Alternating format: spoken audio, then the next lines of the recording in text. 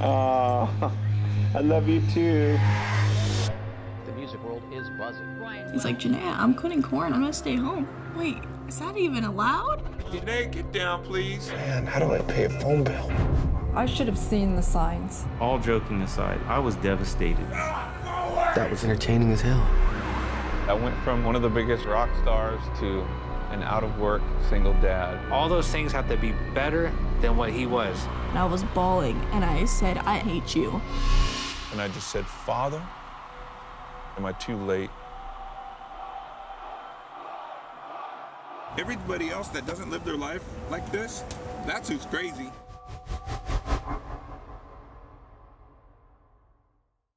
We're joined by Brian Head Welch of the band KoRn. He's got a new film out very soon called Loud, Krazy Love. Brian, thanks for joining us. It's an honor to be here. Thank you. Brian, just for any viewer who maybe is looking at you and like, I've never seen this man, I don't know his story or anything, could you take us back to, I guess just to paint a little picture as to where you've come from and your whole sort of journey of coming to Christ? Could you take us back to sort of, I guess, mid-90s, nu metal is exploding and KoRn's becoming one of the biggest bands in the world. What does your life kind of look like while that's all happening? Chaos. Oh my gosh. Like you said, the band's KoRn, K-O-R-N, but we formed it in early 90s, 93, and we got a record deal, started just traveling the world, and we were lucky enough to come to Australia, New Zealand, and Japan, Asia, everywhere. And so the dream that I had as a kid was to play music and to have people that loved our music. What it became was a nightmare to where people loved our music, but we were addicted to everything you can imagine a rock star to be addicted to, with girls, with drugs, with alcohol, with everything that's bad for you. But we were so young and dumb, we kept, year after year, it just was a nonstop party. So yeah, it ate us up and chewed us up and spit us out, the industry did.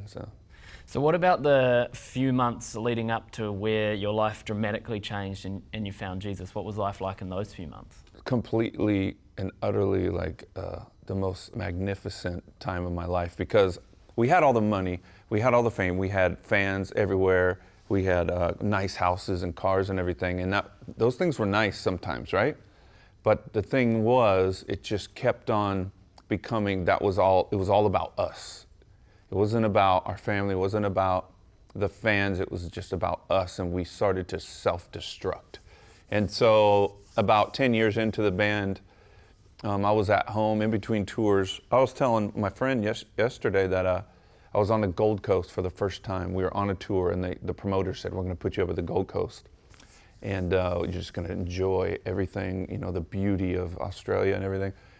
And I was in my hotel room because I had smuggled crystal meth across the world in my bags. And nobody knew. And I was in my hotel doing meth. I didn't see one beach. And that was my lowest point. That was somewhere in 2004. And at the end of that tour, I was like, when I'm smuggling drugs just because I'm an addict, that is the lowest point you can go. So when I got home, I was scared. It was been a 2-year drug binge, doing drugs every day. And I was like, I have to get help. I have to try to get help. And I tried rehabs, but it didn't work. And a couple of guys I loved, even though I was a drug addict, I loved to make money grow. And so I would buy real estate and do stocks and everything. Well, then you could buy more drugs, I guess. I guess so. But the meth I used was cheap, so no, that's not true either. But these guys who talked me into doing some real estate with them, they became friends, and they invited me to church. And I was like, man, these guys got their life together. I'll go with them to church. Thinking that just Christians don't party, and maybe I can get free from my drugs. And I went there, and they talked about this Jesus who is real, and that he's resurrected now, and he'll come to you if you call out to him. And I'm like, these guys are either crazy or they have the answer to every problem that I have. And turns out they had the answer to every problem that I ever had. And I asked Christ into my heart, and I just started praying and reading the Bible and everything, and then the addiction started to fall away.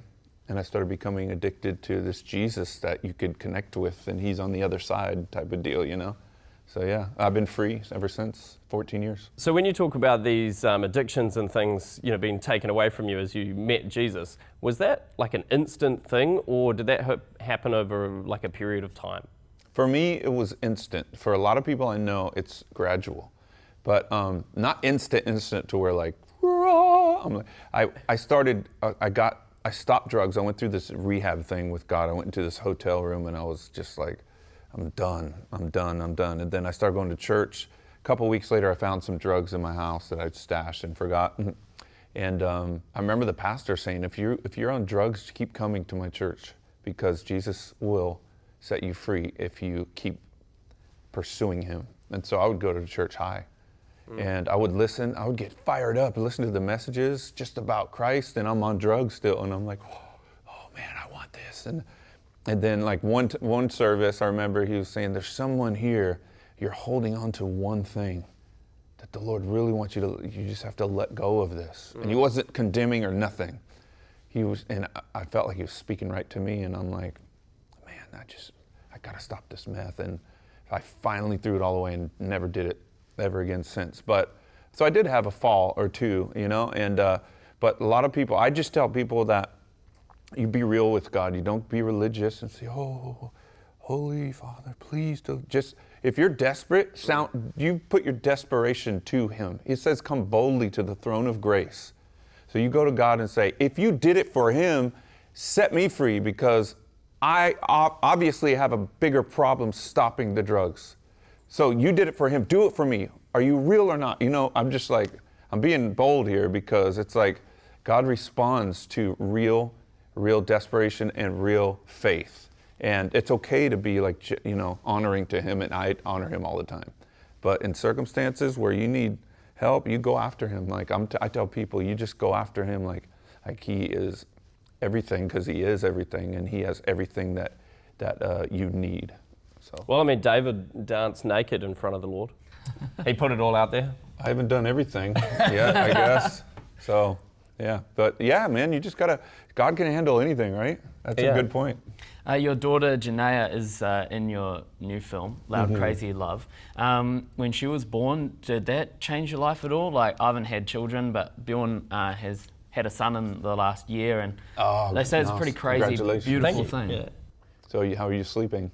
I'm trying to, yeah. No, we went through some low points, but we're sort of getting on top of that now. But yeah, how does that work with, because she was born when you were still in KoRn, and you were kind of almost at the height of your fame and touring and everything. How do you have a daughter and be living that lifestyle? So for time's sake, I didn't tell the whole story, but when I was on those drugs for those 2 years I mentioned before, my daughter was 3 or 4 years old.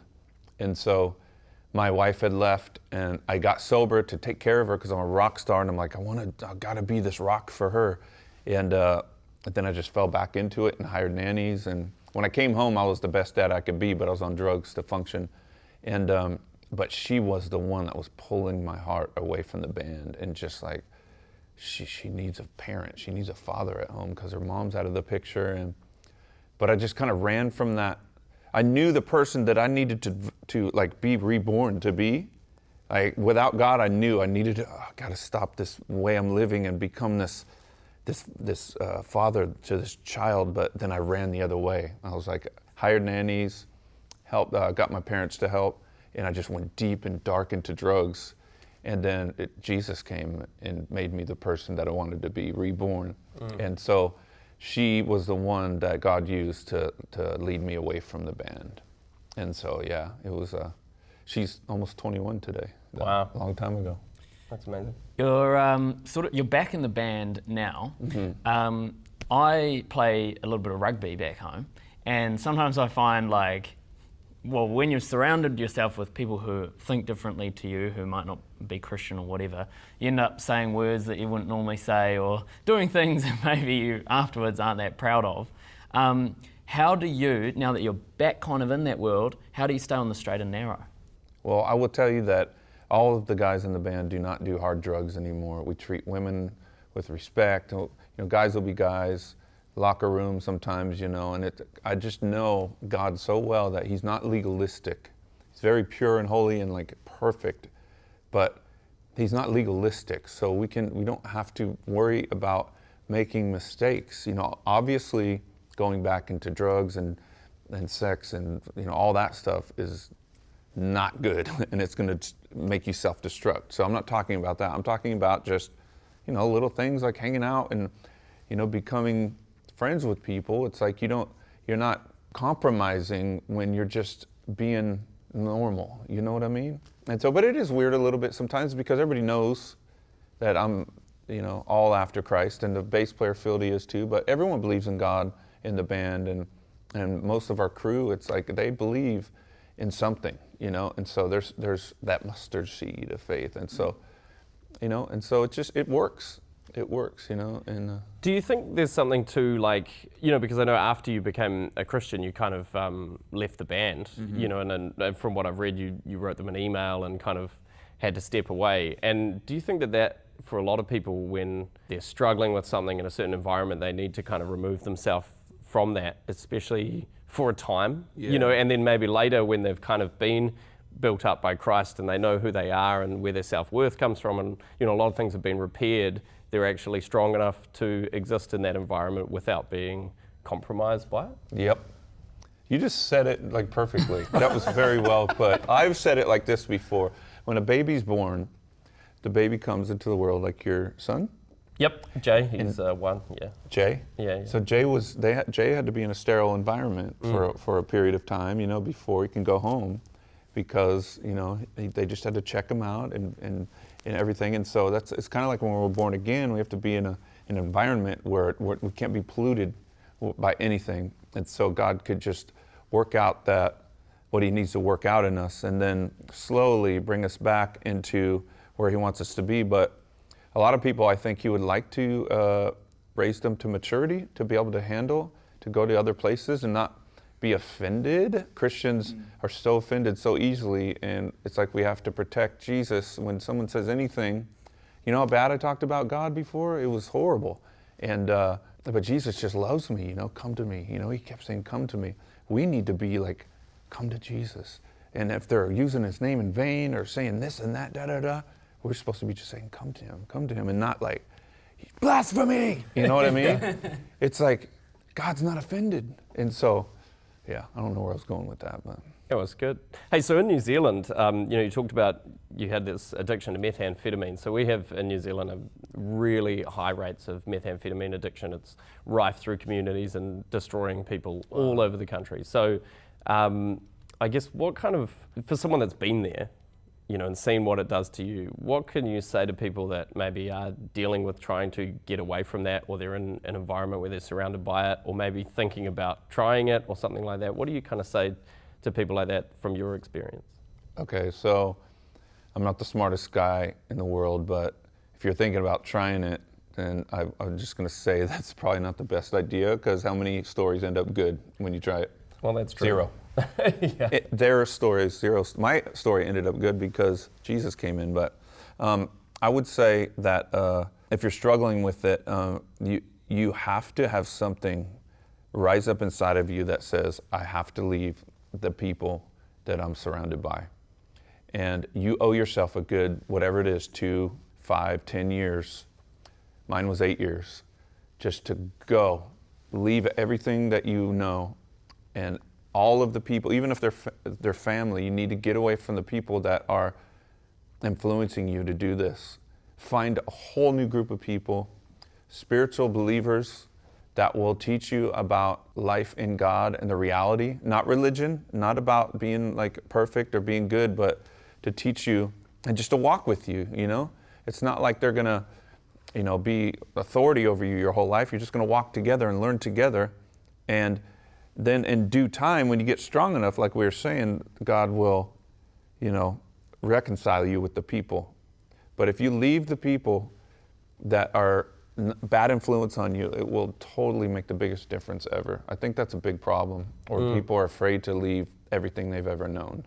And I guess God brings you the strength to be able to do that. Yeah. Right? So you pray for that strength, right? Because it's like we can't do it on our own strength. Yeah, it's like one of our friends, Brad. he just has that, he's come from a similar story and he's just thrown away his phone, like he doesn't have a phone now. Really hard to get in touch with him, but he's got all the numbers, you know, saved from his past, so it's something that, you know, and I really like what you said. That's brilliant, but you can go to the store and get one of those pay per whatever month or something, and just give it to you guys. No, or people. I'm just talking about people that are like positive for him, so you can get a hold of him.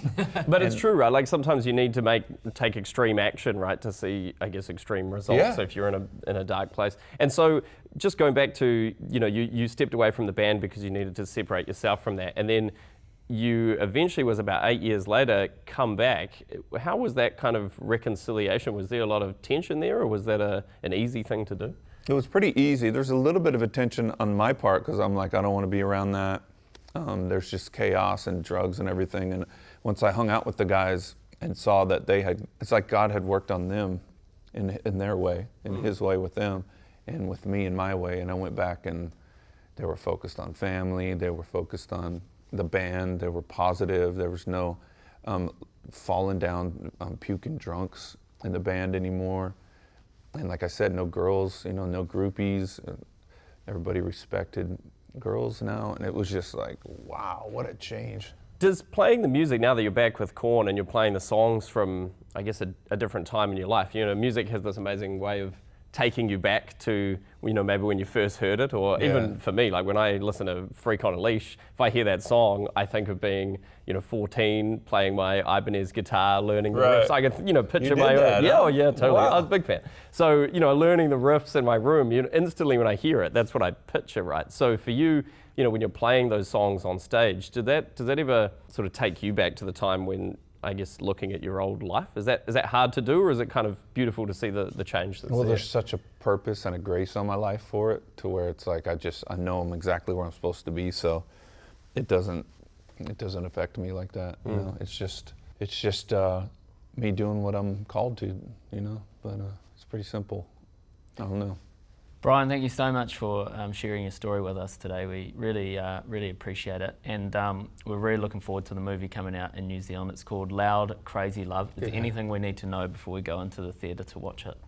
Oh man, it's real, it's raw, and it's hard to watch it in some spots as far as like, it's really, like, me and my daughter talk about our issues of her being grown up into the entertainment business and everything, and so, but it's refreshing though too, because people need real, you know, and it's just a real look at pain, wounding, teenage depression, and suicidal thoughts, and harming yourself, you know, cutting or whatever, and overcoming all of that.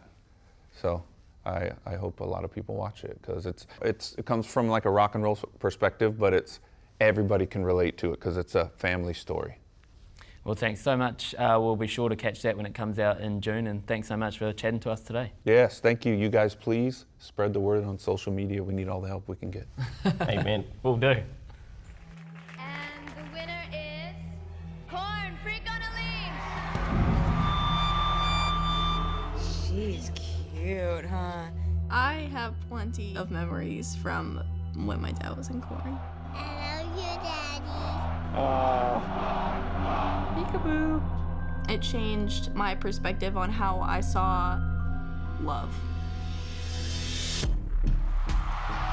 Fieldy, Jonathan, and Head from the band KoRn. It's like the ultimate way of everything you could ever want. I'm a new person. I'm gonna be a great dad. Janae, get down, please. I'll just have a couple beers. He had been physical, punching holes in walls and screaming. He was a master at hiding it. I was just scared that I was gonna screw up the kid like I was screwing up myself. I had addiction to methamphetamine. All of the other kids had their mom and dad come to Mother's Day or Father's Day. I couldn't stop being bad to my body. I couldn't stop these addictions. I had become an animal. I just looked up and I just said, Father, I can't pray when I'm on drugs. Do anything you want to my life. How do I pay a phone bill?